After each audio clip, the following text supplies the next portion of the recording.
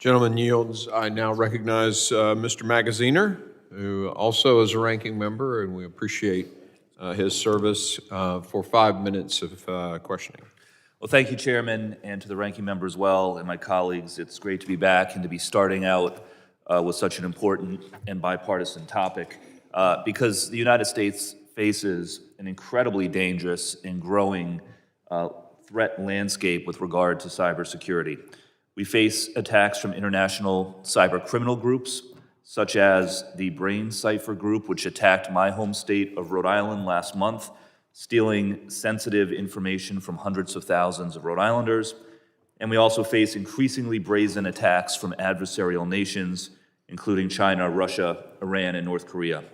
We're all very familiar with the capabilities and increasing aggressiveness of China's cyber warfare campaign, most notably Salt Typhoon, which impacted the data of millions of Americans, and Volt Typhoon, which targets our critical infrastructure. And it's also important that we not lose sight of Russia's aggressiveness against our country as well.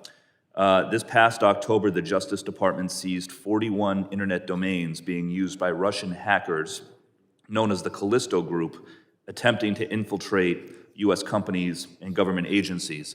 And by the way, small-town America is not immune from this threat either. Last year, a separate Russian hacking group, the so-called Cyber Army of Russia Reborn, succeeded in disabling a water system in the town of Muleshoe, Texas, and a wastewater system in Tipton, Indiana, among others. So my first question, and I'll throw this out maybe to Admiral Montgomery or to any of you who have this information. If you had to guess, how many people, how many bodies is China, for example, putting into their cyber warfare campaign across all of the various organizations they have? So this would be a guess, and I think if you go into a closed hearing, you might get a more refined answer, but I would say China is around 60,000. 60,000 To people. give you some comparison, the United States Cyber Mission Force, our offensive side, is about 6,400.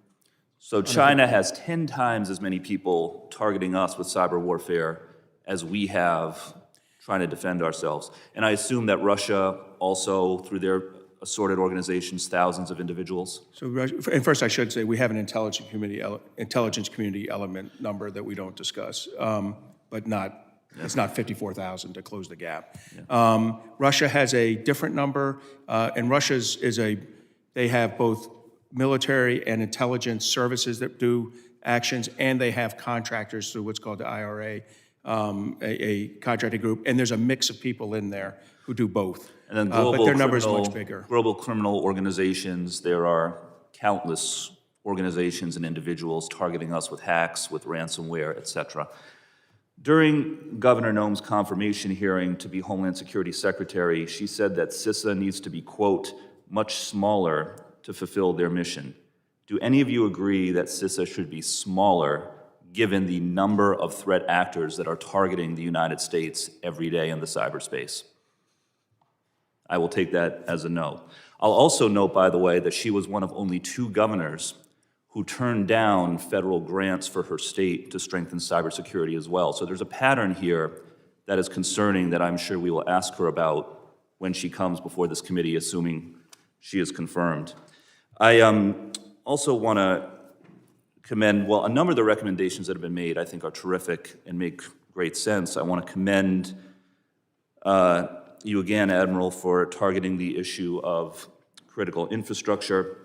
I'm the co-sponsor of a bill with Congressman Crenshaw called the Contingency Plans for Critical Infrastructure Act to mandate that we identify and have contingency plans for critical infrastructure in the event of a cyber attack. Also the role of the National Guard.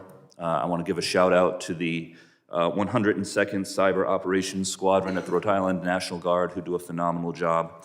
And I actually agree with, I think, a sentiment that the chairman raised and a number of you as well, which is that we need to call cyber attacks what they are. They are attacks, whether they're targeting our data or our critical infrastructure. And I would just suggest that when foreign actors put misinformation into our information sphere as well, with the purpose of trying to influence elections or turn Americans against each other by racial lines or religious lines or political lines. That is an attack as well, and we need to call that out for what it is. Americans have a First Amendment right to say whatever we want online, whether it's true or divisive or not, and that is a constitutionally protected right. But Iran, Russia, China, etc., do not have that First Amendment right. When they attempt to influence our domestic condition by turning Americans against each other, undermining election integrity, undermining confidence, that is an attack, and we need to call that out as well. So I'm over time. I thank you, Chairman, and I yield back.